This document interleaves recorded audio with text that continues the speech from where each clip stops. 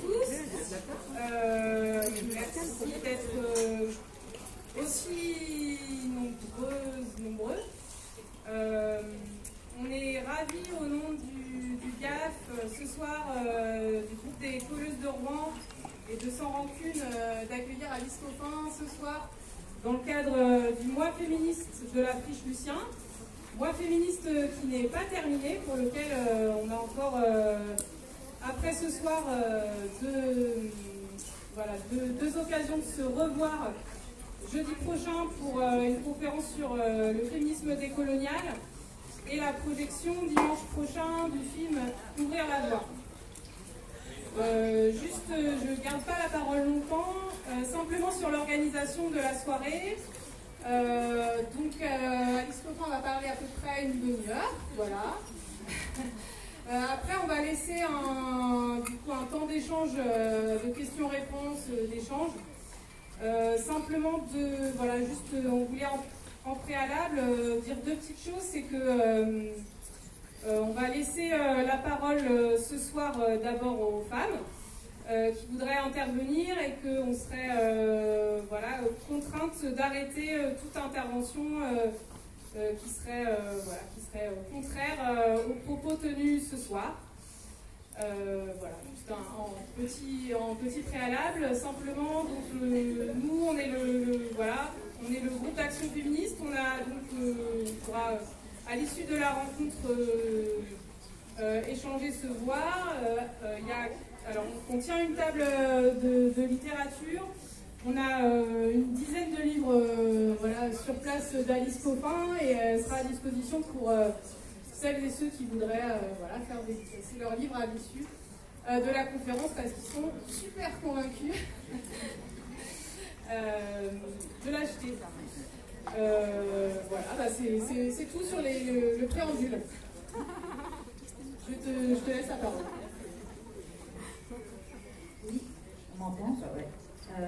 Bonsoir tout le monde. Donc, merci d'abord beaucoup au GAF, à la Lucien, à Rouen, de m'accueillir. Je suis très contente d'être là. Je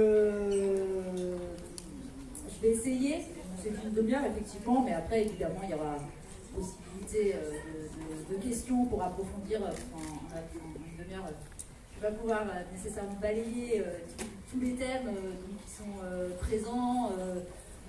Dans le livre, moi, Le génie lesbienne, j'ai publié en fin septembre 2020, mais peut-être aussi au-delà dans une certaine réactualisation sur ce qui s'est passé depuis la sortie de ce livre et qui pour moi est très éloquent, parce que je me présente en deux mots. Donc cet ouvrage, moi j'étais... je suis journaliste de formation, plus exactement journaliste média, c'est-à-dire que je m'occupe beaucoup, mais encore un peu quand même, d'observer, d'enquêter sur la façon dont les autres journalistes font leur travail. Je travaillais à 20 minutes, mais je travaillais aussi avant. Mon premier poste, c'était à Paris-Normandie, au service sport, à Rouen. Donc, si vous croisez, j'étais dans un service très sympa. Enfin, c'était 7 hommes, le service sport de Paris-Normandie. Donc, moi, j'étais la seule fille là-bas, mais ça c'était en plein été caniculaire de 2003. Mais ça s'était très bien passé. Voilà. Donc, c'était un bon souvenir. Et donc, je suis journaliste, je suis activiste aussi. Pour décrire un peu les panoplies dont je dispose, notamment au autre groupe d'action féministe aussi qui s'appelle La Barbe, donc je dirais quelques mots. Et puis je suis lesbienne aussi, je pense, et militante lesbienne aussi, je pense aussi oriente beaucoup, non pas de ma sexualité, parce que ça ne serait pas ça, mais beaucoup de mes actions dans la vie. Moi j'ai écrit pour raconter un peu pourquoi j'ai voulu faire le livre et ce qu'il contient, mais peut-être pour justement que ça soit un peu réactualisé, que ça soit pas trop, parce que la publication date déjà, vous donner un exemple des tout derniers jours, en termes d'actualité, qui peut illustrer un peu ce que j'ai voulu faire là dans ce livre-là. Depuis le mois de juin, en plus de ces activités, je suis élue à la mairie de Paris, en tant que conseillère de Paris sur la liste Europe Écologie Les Verts, et je suis chargée dans un des arrondissements parisiens, les 12e, de la lutte contre les discriminations, égalité femmes-hommes. Et puis il y a une délégation, enfin, moi je voulais qu'on appelle, ça m'a pas été accordé, lutte contre le patriarcat, mais en gros on essaye de faire ça m'a été refusé. Non, ne commençons pas trop fort, ils sont déjà fâchés que je sois là, donc voilà. Donc, je vous raconte ça pour un peu introduire le propos avec un élément d'actualité. Au Conseil de Paris, je siège à la commission culture, donc, qui s'occupe notamment de délibérer des subventions qui sont accordées aux établissements culturels de la ville de Paris, et notamment par exemple au théâtre, c'est des gros montants, les subventions qui vont au théâtre parisien, il y a une enveloppe de 80 millions d'euros. Et j'ai fait part pendant une de mes interventions d'un sujet sur lequel on travaille depuis un an, qui est que ça serait bien, quand vous êtes élu, vous avez, avant de pouvoir voter des subventions, de décider, vous avez un dossier qui est mis à votre disposition, dans lequel on vous présente tel établissement, avec pas mal d'informations, le bilan financier, quelle action, tout ça. Et je disais, ça serait quand même intéressant qu'on puisse avoir, moi j'aimerais bien avoir dans ces dossiers-là, pour pouvoir savoir ce qu'ils font, des chiffres, des statistiques sur la présence comparée des hommes et des femmes dans la programmation, quelles œuvres sont programmées, et puis à la direction de ces théâtres, puisque très facilement, je vous parlais tout à l'heure de l'action féministe à Barbe, qui intervient en fait dans tous les lieux de pouvoir, notamment culturels, dans lesquels les hommes se présentent entre eux, et avec la barbe, moi j'avais déjà fait beaucoup d'actions, donc avec une barbe posée sur le visage, dans les présentations de saisons théâtrales, par exemple au théâtre de l'Odéon, où à l'époque on nous présentait, il y avait 14 œuvres au programme, toutes écrites par des hommes, toutes mises en scène par des hommes, voilà, il y a des exemples qui sont quand même très nombreux, et je dis ça au Conseil de Paris, je demande des infos, quoi. Je dis, ça serait bien qu'on ait ça, ça me paraît une information aussi valable qu'un bilan financier, qu'on peut introduire aussi des critères environnementaux, on peut introduire plein de choses. Et 10 jours plus tard, là, ça s'est passé là, l'intervention ressort par l'intermédiaire de groupes d'abord liés au printemps républicain, je ne sais pas si tout le monde voit, mais qui est une mouvance qui s'est développée, il y a le Parti socialiste dans la mouvance de Manuel Valls notamment et autres, et puis après beaucoup de l'extrême droite, et puis ça a englobé beaucoup de gens, où ça ressort en mode, mais vraiment, hein, c'est les informations qui sont données, Alice Coffin veut compter les spectateurs noirs ou femmes dans les salles avant de donner les subventions, veut compter le nombre de personnages femmes et hommes, donc on est très très loin, mais ça je vous parle vraiment dans des comptes très officiels, c'était des bandeaux BFM TV, je ne sais plus, Coffin, des femmes contre des subventions, voilà, j'exagère, mais vraiment on était dans cet acabit-là. Et pour moi ça illustre exactement vraiment un des propos du livre, et pour voir que ça résonne encore actuellement et de voir comment on peut le modifier, parce que c'est vu sous forme d'action politique, c'est qu'il y a une volonté, en répandant le fait que vraiment j'étais dans nos individus, de demander quelque chose qui est très évident, qui se fait dans déjà énormément de villes en Europe, par exemple à Vienne, et qui est juste une information, c'est-à-dire un truc de base quand même de la démocratie, qui est de dire, moi je dois décider de quelque chose, si je veux être un peu éclairé, si je veux faire mon choix correctement, c'est bien d'avoir le maximum d'informations à ma disposition. Et que ça se transforme justement en la désinformation totale, en des infos sur le sujet et en un nouvel, j'en ai eu pas mal, cyberharcèlement, ça montre bien à quel point, et ce qui m'intéresse dans le livre, c'est comment on fait émerger une parole publique sur certains sujets liés à des inégalités, à des discriminations, à très largement les injustices qu'ils peuvent avoir cours sur cette planète, comment on les fait émerger, quels sont les blocages en fait, quels sont les verrouillages qui sont opposés à toute parole qui simplement essaye. Et vraiment, je pense que dans le J'ai dit les biens, moi c'est vraiment ce que j'ai essayé de faire, c'est-à-dire si je vous raconte un peu l'architecture du livre, elle est commandée par un point un peu central qui est de dire comment on rend visible ce que certains ont intérêt à maintenir dissimulé, à maintenir caché. Parce que je pense qu'il y a un ensemble de combats qui peuvent être menés dans le monde de manière plus ou moins évidente, mais que les faits sont là, mais qu'en fait on se rend compte qu'en matière féministe, qu'en matière antiraciste, qu'en matière de lutte contre la lesbophobie, d'abord, avant même d'arriver à savoir comment on combat, comment on se bat là-dessus, il faut arriver à matérialiser ces discriminations et à dire qu'elles existent. Et ça, en fait, il y a vraiment des entraves qui qui sont faites en permanence, sur la possibilité même de rendre visibles ces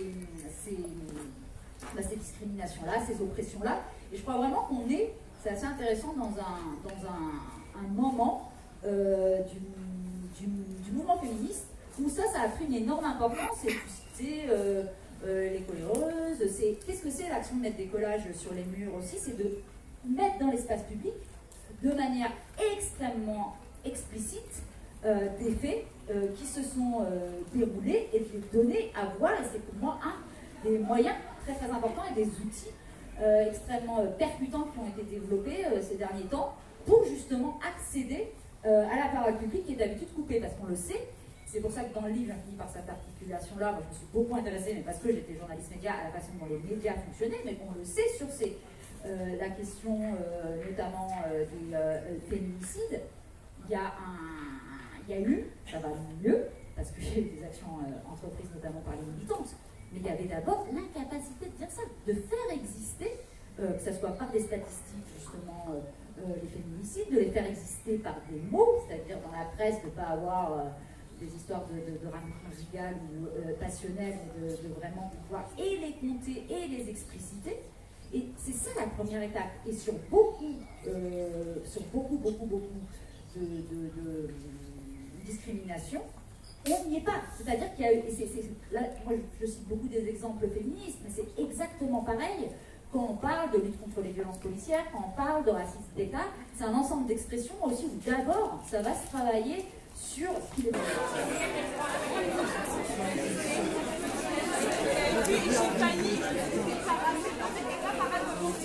Si, ouais. Je l'ai repéré aussi avant. Non, mais c'est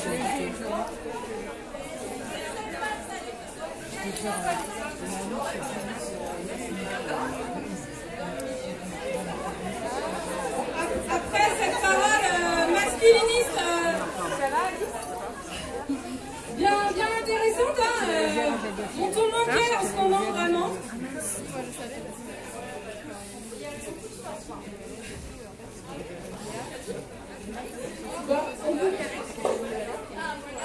On vous propose de vous réasseoir tranquillement, voilà. Et on va pouvoir poursuivre la conférence.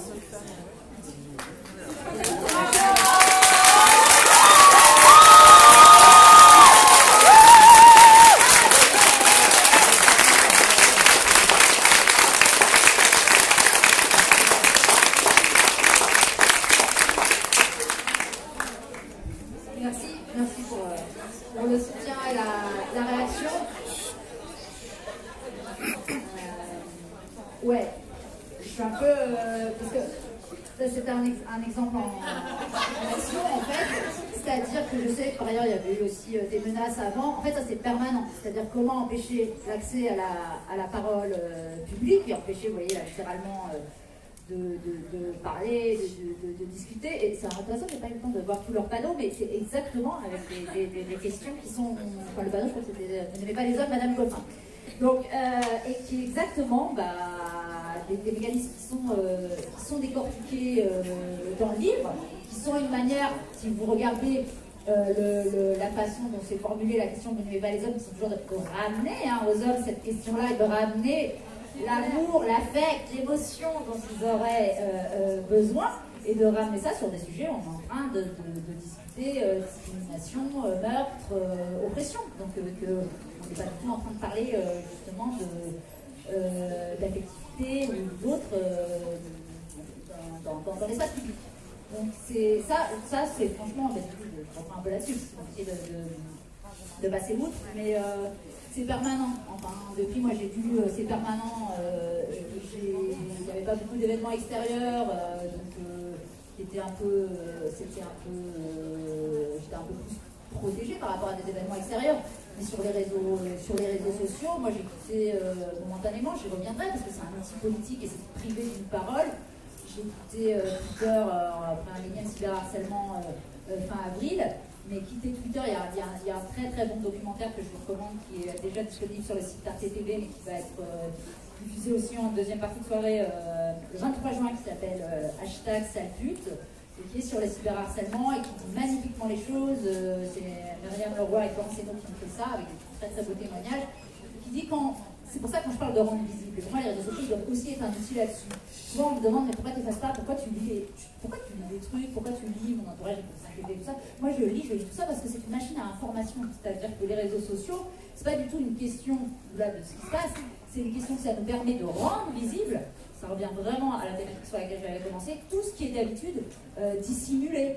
Parce que pseudonyme, parce que masse, parce que millions de personnes, mais c'est pas Internet, hein. C'est pas Internet, c'est pas le fait qu'ils soient cachés derrière leurs écrans et qui fait que c'est le médium, l'outil qui rend possible les choses. C'est juste ce que rend possible les choses. Et moi, c'est comme ça que j'ai envie de l'appréhender de manière politique et presque de manière j'en tirer un bénéfice. Ce qui rend possible les choses sur Internet, c'est de rendre visible ce que d'habitude ils prennent le plus grand soin à dissimuler, c'est-à-dire que cette violence misogyne, raciste, lesbophobe, parce qu'on sait, et notamment sur la révolution, on sait que les femmes sont particulièrement visées. Il y a eu un rapport, et c'est pour ça que je dis que c'est une lutte politique, ce qui se passe sur les réseaux sociaux. Il y a un rapport récemment de l'OTAN qui a carrément été dépêché, parce que depuis qu'en Finlande, il y a une première ministre et tous les postes de gros importants ministères sont tenus par des femmes, c'est même plus une campagne de cyberharcèlement. C'est-à-dire que c'est monstrueux, c'est massif comme présence contre ces ministères, ce qui évidemment pose des problèmes dans leur travail, à partir du moment où on considère qu'il y a une extension quand même évidente et je trouve ça pas mal, je veux dire, du débat public dans la sphère virtuelle, que ça devient aussi, que ça soit par rapport, oui, il y a moins de journaux papier, il y a moins de, ça se passe là. Donc c'est empêcher cet accès-là, c'est exactement comme faire des actions comme ça, c'est-à-dire empêcher et aller traiter, insulter, menacer en permanence. Moi, si je ne vais pas sur Twitter, je perds énormément. C'est-à-dire qu'en ce moment, sur ce que je vous ai raconté au début, je ne peux pas aller rectifier. Les gens, je ne peux pas aller rectifier ce qu'ils racontent comme bêtises de qu'est-ce que je propose comme politique culturelle de la ville de Paris. Et ça se renforce encore plus quand on parle de minorités féministes, parce qu'on n'a pas accès aux médias, c'est-à-dire que quand directement, donc, moi, Twitter, c'est un outil, comme beaucoup de militants, il y a énormément de groupes, notamment afro-féministes, qui ont pu émerger grâce à Twitter. Là-bas, on s'en est aussi beaucoup servi, même si il n'y avait pas un besoin, mais ça a permis de renouveler et d'étendre la sphère de nos actions.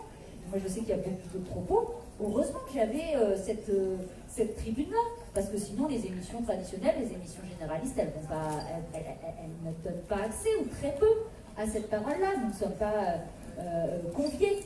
Donc, évidemment que faire ça, c'est priver énormément la sphère publique, et c'est un des moyens, évidemment, par lequel c'est fait. Et quand je disais, moi, sinon, en gros, le livre, il va travailler cette question de comment on se débrouille, non seulement pour accéder à la parole publique, quand on est dans une minorité discriminée, mais aussi comment ça intéresse plus, on arrive à tendre un miroir et rendre visible toute la violence. Je l'ai décomposé en plusieurs chapitres où je m'occupe d'abord de regarder un peu ce qu'on a fait, je vais décortiquer, après je reviens en détail, ce qu'on a fait avec le groupe d'action féministe La Barbe sur ces techniques-là, ce que j'ai pu faire en tant que journaliste, avec notamment une étude de la façon dont le discours médiatique aussi, il est construit autour de la parole de certains qui est présenté comme un discours journalistique neutre, alors que d'autres vont être considérés comme ayant un point de vue biaisé, et ne pouvons pas rendre compte du monde tel qu'il est. Je me suis occupée de voir aussi qu'est-ce qui était caché, dissimulé, pourquoi tout ce qui était vu en tant qu'appartenance minoritaire, qu'elle soit possibilité pour des personnes gays ou lesbiennes de faire un coming out, notamment des célébrités dans la sphère publique, tout ça, pourquoi c'était extrêmement verrouillé, là encore, et quels intérêts ça servait aussi que ça soit verrouillé comme ça. Et puis je me suis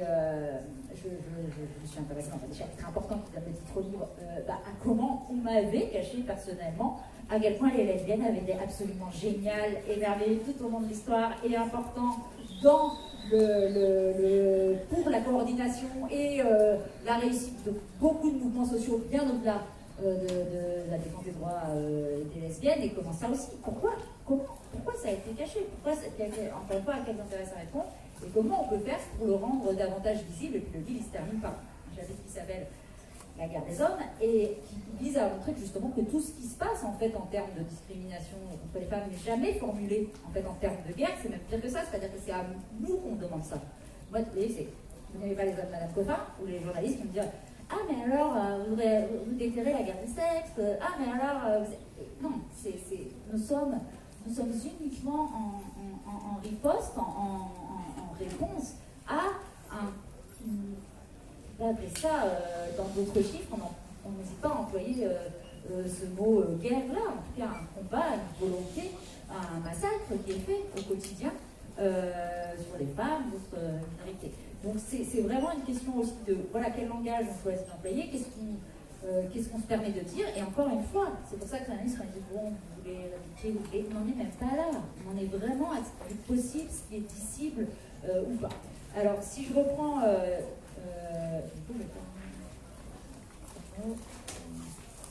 essayer de respecter le... Je sais pas combien de temps. Ouais, ok. Alors, ouais, si je reprends, pour ce qui s'agit de bon, vraiment ma matrice et ce qui m'a révolutionné vraiment ma pratique de femme, lesbienne, ma pratique d'activiste, de militante, c'est le groupe d'action féministe La Barbe, qui, donc je le disais tout à l'heure, pour celles qui ne connaissent pas, en gros, l'idée c'est d'aller, il y a eu 250 actions maintenant de La Barbe, c'est qu'on se rend partout où on repère qu'il y a un lieu de pouvoir, un lieu institutionnel, un lieu légitime, où les hommes se réunissent entre eux ou quasiment entre eux.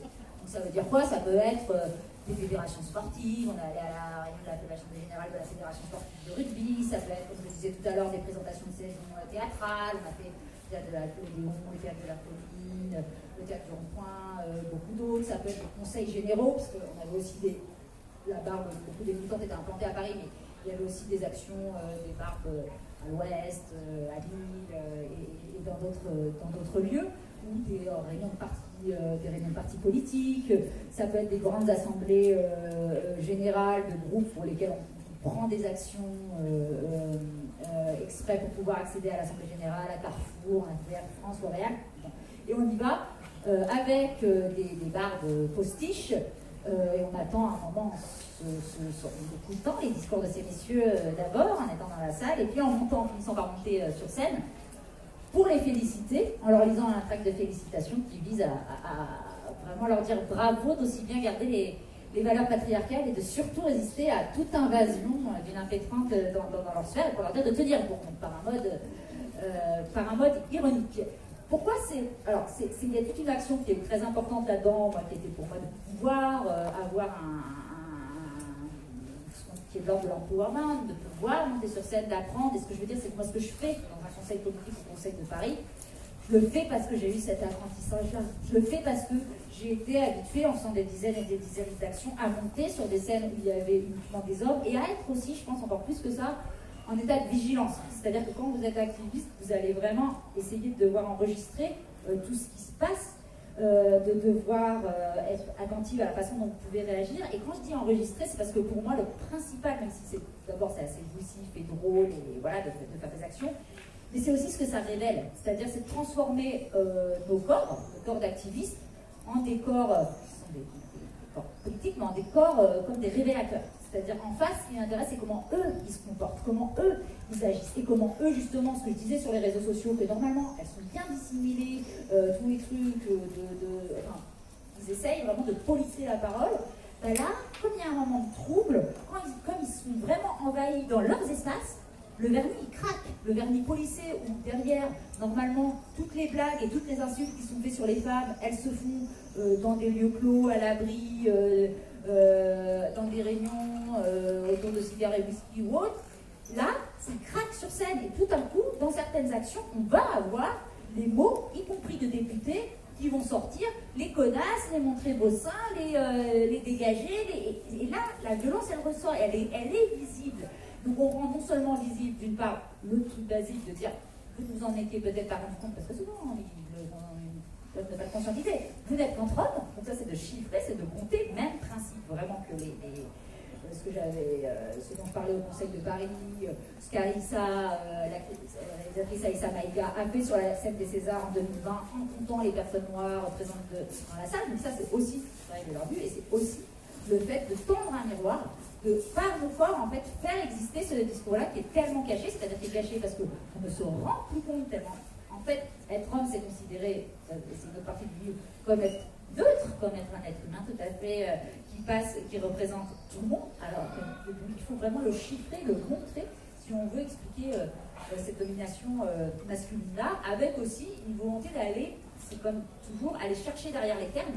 C'est-à-dire que quand c'est pas la violence, le vernis policier, c'est souvent très intéressant sur les arguments qu'ils vont nous donner. Et très souvent, un des arguments, je me souviens, c'était des discussions, parce qu'après, quand on a fini l'action, on peut aussi écouter leurs commentaires, on a des gens dans la salle présents pour le faire. On était intervenus à un grand rassemblement qui était coordonné par le journal L'Express autour des questions de l'énergie. Des exposés, tout ça. Et à la fin, il y avait comme ça deux mecs qui discutaient après l'action et qui disaient oui, enfin bon, elle dit ça, mais quand même dans ce secteur-là, c'est quand même la compétence. Et c'est toujours ce mot-là, en fait, qui revient systématiquement, c'est-à-dire comme s'il y avait une justification. Et ce mot-là, on va l'opposer notamment dans tout ce qui est action en milieu économique, en milieu justement, l'énergie, en milieu technique, quand on va chez les startups, dans d'innombrables actions, ils vont dire la compétence, qui est un terme qui vont un peu changer. Par exemple, quand on va dans les organismes culturels, justement, ils vont davantage utiliser le mot de talent ou le génie. Donc ils disent, ah non, ça c'est un directeur de théâtre, justement, je citais le truc de Léon tout à l'heure, il avait, à son programme, c'était Luc Bondy, il y avait 14 pièces, toutes écrites par des hommes, toutes réalisées, mises en scène par des hommes, comme je disais, et il nous dit, ah non, mais c'est un hasard. C'est d'abord une question de talent. Et vraiment, il a dit ça. Donc ça veut dire le discours, il peut s'auto-persuader que finalement, derrière le terme de compétence, derrière le terme de génie, ça ne serait pas du tout une question de genre. Donc, moi là, je ne comprends pas bien, il faut m'expliquer. Si c'est vraiment un hasard et que ça pourrait très bien être des femmes, ça retombe toujours sur la pièce, elle retombe toujours sur la pile homme, par exemple, comme quand on a 23 premiers ministres dans l'histoire de la 5e République et que 22 fois la pièce, elle est bizarrement retombée sur les côtés hommes, c'est un hasard. C'est parce que c'est une question. Il se trouve que en termes de compétences, toujours c'était des hommes qui arrivaient là. Donc, et évidemment, on est, comme toujours, c'est ça la complication du discours féministe, dans un nécessaire renversement de la chose, c'est-à-dire que, alors que nous sommes accusés dans le discours de demander de la discrimination positive, de demander à ce que ça ne soit pas sur des critères d'objectivité, de compétences. On voit très bien que si depuis des siècles et des siècles, ce sont des hommes qui sont au lieu de pouvoir, ils sont là parce qu'ils sont hommes, pas pour d'autres qualités que celle-là, et que les mécanismes de cooptation, ils se font d'abord sur ce plan-là, d'abord par ces regroupements-là. Et ça, c'est du coup l'inversion, elle est toujours permanente en fait dans le renversement, comme disait Magnétique, il est tout le temps nécessaire en fait. Là-dedans. Donc ça, c'est ce qui se passe avec la barbe. Moi, je l'ai beaucoup travaillé. Vous voyez que dans tout ça, je parle beaucoup des médias parce que je l'ai observé. Et pour moi, un des instruments les plus puissants de ça, ce sont les salles de rédaction. C'est là où se crée l'information. Et la façon dont on peut nous faire penser justement qu'il y aurait des gens qui auraient une légitimité pour tenir un discours sur le monde, que bah non c'est comme ça, mais la même chose que quand on dit non c'est de la question de compétence, c'est de la question de talent, ou non bah c'est pas prioritaire dans l'information de parler de tel ou tel point, de parler de féminisme, de parler de droits LGBTI, etc. Et ça, derrière, on le présente toujours comme quelque chose de neutre, d'objectif, qui serait décidé, que l'information dicterait qu'on est tant d'hommes présents sur les plateaux, tant de sujets consacrés à, je ne sais pas, moi si vous regardez, on avait fait, représentant dans la salle, une étude avec le club de foot des gommeuses sur le traitement des joueuses de foot, du foot féminin, dans la presse quotidienne, en l'étudiant pendant un mois. On s'était aperçu que sur les pages foot, je crois qu'il y avait Paris Normandie aussi, encore plus, je sais plus, il y avait 98,35%. Ça concernait les hommes sur le foot. Et là, vous allez pouvoir avancer plein d'arguments, dire non, mais en définitive, évidemment qu'il y a un choix qui est fait, que c'est pas l'information chez les journalistes quand vous êtes dans une rédaction, mais vous la choisissez. Enfin, je veux dire, il n'y a pas une information qui existe en soi. Le fait de dire tel fait est important, je vais ouvrir mon journal télévisé par ça, tel autre fait, vous le sortez en fait du réel. Vous ne pouvez pas, quand vous êtes journaliste, tout couvrir. Il se passe je ne sais pas combien de choses sur cette planète à chaque seconde. Il faut bien en sélectionner pour vous dire ça va figurera dans mon journal, ça figurera dans mon page info, ça je vais envoyer quelqu'un faire une enquête là-dessus, ça. vous les choisissez. Et derrière ces choix-là, c'est ça qui crée l'information. C'est vraiment une création complètement humaine, elle n'existe pas du tout en soi. Et derrière ces choix-là, il y a des personnes. Et ces personnes-là, elles ont un vécu. Et évidemment que ça change complètement la donne, mais complètement selon le vécu qu'elles ont. Et donc que le mythe, on nous sert, pour moi, on m'a servi en école de journalisme, non, l'important c'est la neutralité, l'objectivité, peu importe, tout le monde peut tout traiter, les journalistes peuvent tout faire, il n'y a pas besoin d'être une femme pour spécialement connaître ces sujets-là, il n'y a pas besoin. C'est pas ça le problème, c'est que dès le départ, ça biaise. C'est-à-dire que c'est même pas dans la façon dont vous allez traiter le sujet, c'est dans les sujets que vous allez choisir, que vous allez retenir. Et ce qui est tout à fait logique, parce que c'est bien si on fait correctement son boulot de journaliste et qu'on ne se contente pas d'aller copier ce qu'on fait d'autre ou de répéter en boucle de l'information qui serait parue ailleurs, de trouver des sujets à partir de ce qu'on observe. Et de se dire, tiens, moi j'ai envie de creuser ça, j'ai observé ça là, j'ai observé ça là. Or, ce que vous allez observer dans votre quotidien, ça dépend fortement de l'endroit où vous habitez, de vos entourages, de votre genre, parce que vous n'avez pas expérimenté le monde de la même manière, selon que vous êtes une femme ou un homme, selon que vous êtes noir ou blanc. Ça, c'est des basiques, j'allais dire, de dire ça. Bien sûr que les réactions du monde vont être différentes, vos possibilités seront différentes. Je ne dis même pas en termes de discrimination, vraiment, ça sera différent. Et donc, l'important dans une rédaction, c'est évidemment d'avoir un panel de journalistes aussi diversifié que possible pour avoir le maximum de points de vue sur le réel et de nous faire croire, comme vraiment, hein, il y a une insistance très forte sur le discours journalistique, que l'important c'est l'objectivité, que l'important c'est la neutralité. Moi, ce qui me conduisait, par exemple, quand j'étais à 20 minutes à être interdite de sujets, j'étais notamment quand il y avait toutes les discussions sur le mariage pour tous, je n'avais pas le droit de traiter de ces sujets-là. Je n'avais pas le droit de traiter de droits des femmes parce que, en tant que féministe ou en tant que lesbienne, j'aurais été biaisée. Et donc, à qui on dit, en fait, à quel journaliste on dit que vous êtes biaisé, alors que moi, je suis complètement neutre. Donc c'est évidemment à chaque fois en fait il y a une confusion entre un discours institutionnel, légitime, officiel, neutre et ceux qui le tiennent. Et ceux qui le tiennent, souvent on fait ah tu vas encore t'en prendre aux hommes blancs. Mais moi je ne comprends pas, je m'en prends, si vous voulez savoir, je m'en prends à qui a eu la faculté et qui a imposé, a imprimé de se confondre complètement avec la voix officielle. C'est-à-dire, si vous prenez par exemple les images, les portraits de ceux qui ont été présidents de la République, vous voyez, de fait, oui, ce sont des hommes, oui, ce sont des blancs. Et oui, du coup, on a tendance à confondre, parce que la parole officielle, elle est très forte, hein, quand vous êtes au pouvoir, à la présidence, dans ce régime-là. Bien sûr que ça se comprend avec une parole officielle, y compris pour les journalistes, y compris pour... Et il y a une confusion entre les deux qui fait que toute autre personne n'ayant pas ces attributs physiques d'apparence, là, va être perçu comme ayant un discours non officiel, particulier, catégoriel, et n'ayant pas le privilège, le monopole, j'allais dire, d'avoir, comme ces hommes-là, l'accès à une parole qui pourrait résumer celle de toute la société. Et ça, c'est très compliqué à décortiquer, et c'est la suite après, dans le chapitre d'après, après le journalisme, je me suis penchée plus spécifiquement sur moi, ce que ça me faisait, ce que ça m'avait fait aussi en tant que lesbienne, de pas voir dans mon enfance du tout de personnages lesbiens à la télévision, de célébrités lesbiennes, de personnes lesbiennes dans les journaux, de comment ça m'avait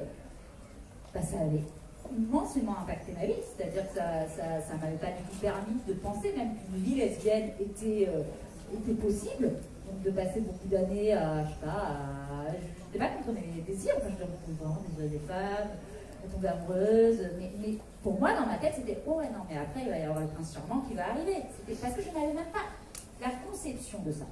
Et ce qui est intéressant c'est qu'en France, donc c'est pour beaucoup de raisons, mais notamment celle-là, notamment ce que ça, la façon dont ça privé des musiques, qu'il n'y ait pas cette représentation-là, c'est intéressant de noter qu'on a un problème assez particulier en France où moi quand j'ai commencé à essayer de comprendre pourquoi, par ailleurs, ce que j'avais commencé à découvrir en tant que journaliste, en connaissant un peu mieux les milieux, les télévisions et autres, qu'il y avait beaucoup en fait de personnalités, d'animateurs télé, etc., qui le cachaient en fait, qui ne voulaient pas le dire.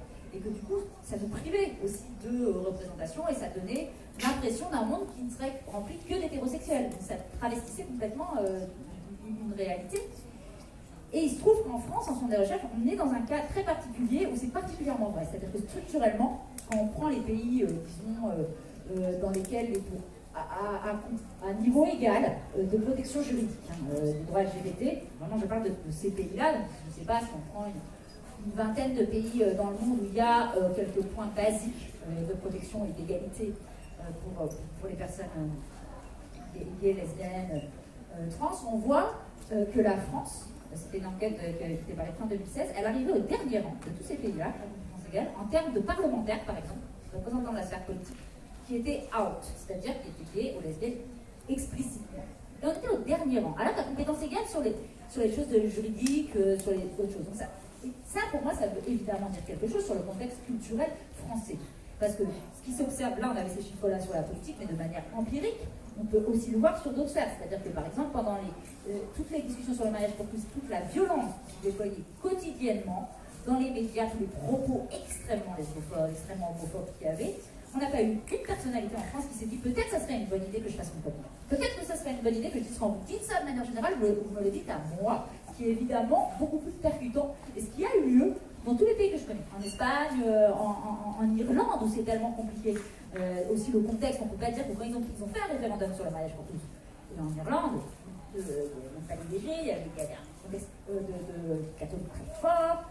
Et bien, là, il y a une des présentatrices télé qui s'appelle Ursula Le Guin, qui a dit, qui est très connue, c'est vraiment un équivalent je sais pas, et qui a fait vraiment son coming out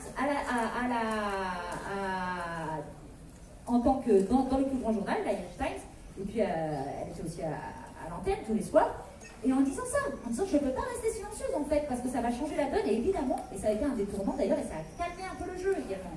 Et en France, on ne l'a pas eu. Et c'est très intéressant de voir toujours pareil, pourquoi c'est dissimulé, pourquoi c'est caché, pourquoi ils ne peuvent pas, et je pense que ça a beaucoup à voir avec ce dont je parlais aussi avant, sur en France une accentuation de cette croyance que en fait, qu'il y aurait une possibilité pour certains humains d'incarner l'universel, d'incarner les valeurs de tout le monde et qu'il n'y aurait pas du tout besoin, et surtout même qu'il faudrait éviter de se catégoriser. Et parfois, je pense qu'ils le font de bonne foi, c'est-à-dire que nous on avait discuté pendant les débats sur le mariage pour tous avec des députés qui n'étaient pas loin de faire leur coming out ou autre, mais je pense qu'ils vraiment, pour eux, on ne peut pas leur donner tort. Ils disaient, mon discours serait moins légitime. Finalement, je défends mieux à la tribune en parlant, et souvent, c'est des discours. Ça ne veut pas dire qu'ils n'intervenaient pas et qu'ils n'étaient pas engagés. Hein. Ils pouvaient faire des discours, mais ils allaient parler de manière externe à ça, pas en ne s'autorisant pas à dire je, en parlant pour ces jeunes, pour ce jeune homme de 14 ans, pour.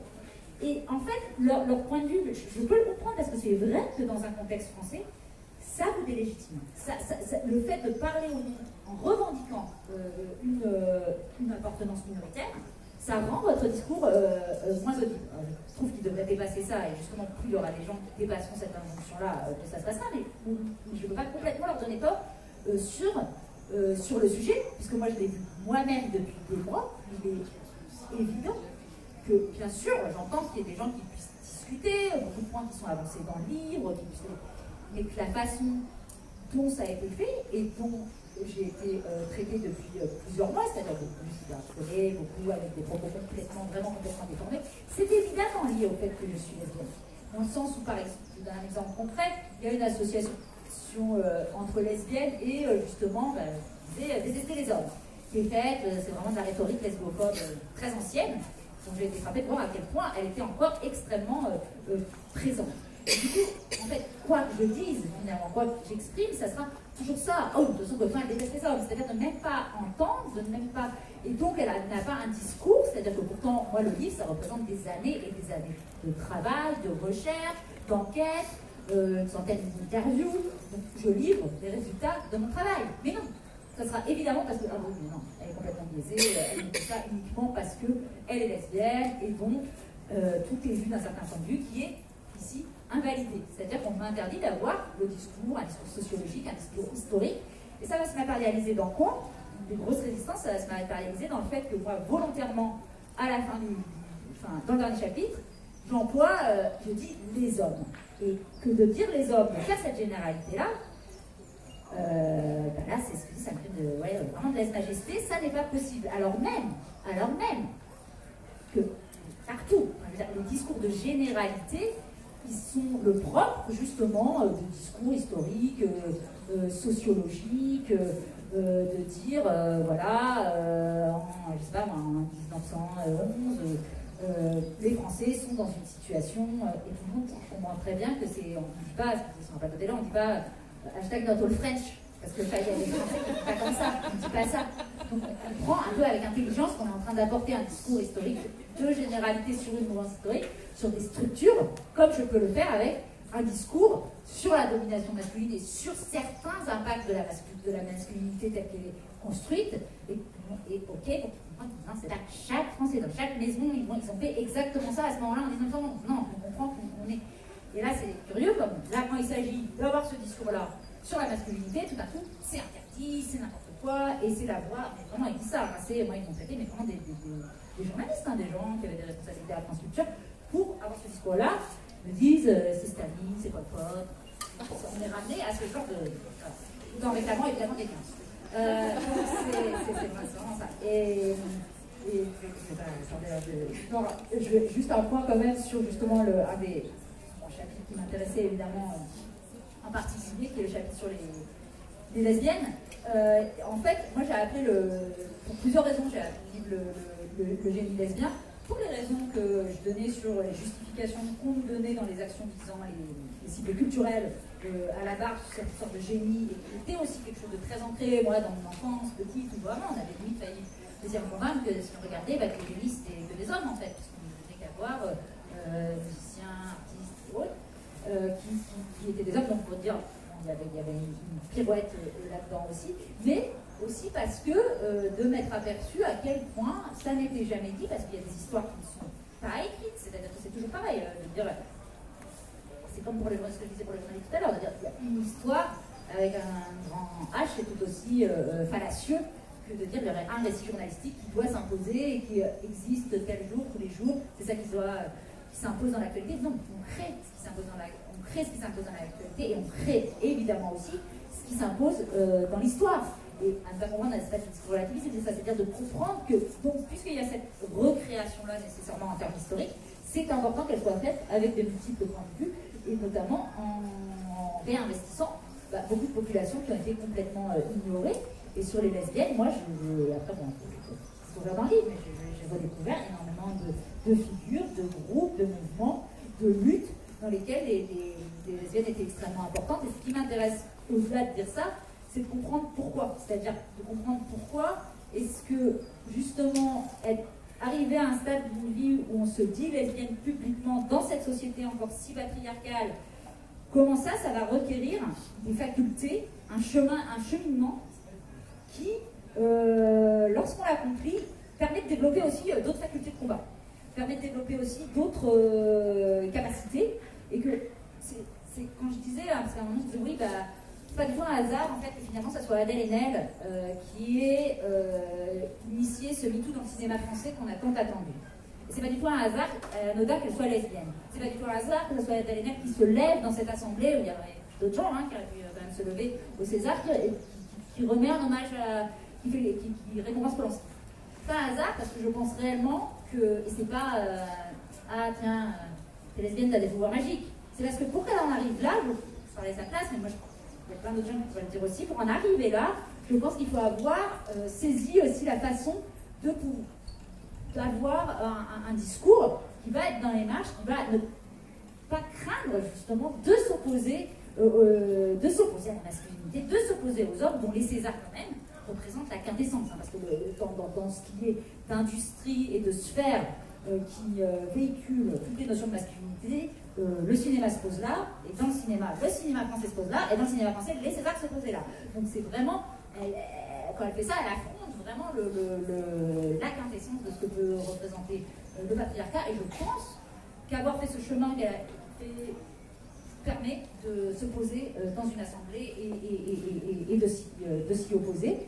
Et je sais que moi c'est pareil, enfin je veux dire quand aussi de pouvoir réagir, de ne pas avoir peur de le faire. Évidemment que c'est aussi une construction qu'un parcours lesbien permet d'accomplir. Et d'ailleurs, il y en a tout à fait d'autres, parce que c'est pas du tout anodin, on parlait d'Aïssa Maïga tout à l'heure, c'est pas du tout anodin que ce soit aussi une femme noire qui puisse le faire sur scène, parce que je pense qu'en étant femme et femme de minorités. Par ailleurs, vous êtes tellement déjà à la marge et pas sans trop de tentatives de récupération et parce que toute la malignité du système de domination masculine, il est qu'à la fois on tue, on massacre les femmes et à la fois on les encense. Et le cinéma est tellement une manière de dire ça. Je veux dire, de l'actrice, de la muse, de toute façon artistique, représente absolument ça. Et que finalement, être une femme d'une minorité vous fait un peu échapper à ça, puisque vous fait échapper au standard qui construit les arts dans ce qui pouvait se représenter comme la femme assez libre. Donc voilà. Et je vais peut-être répondre aux questions, parce que là, du coup, on a présenté un peu de retard avec cette intervention.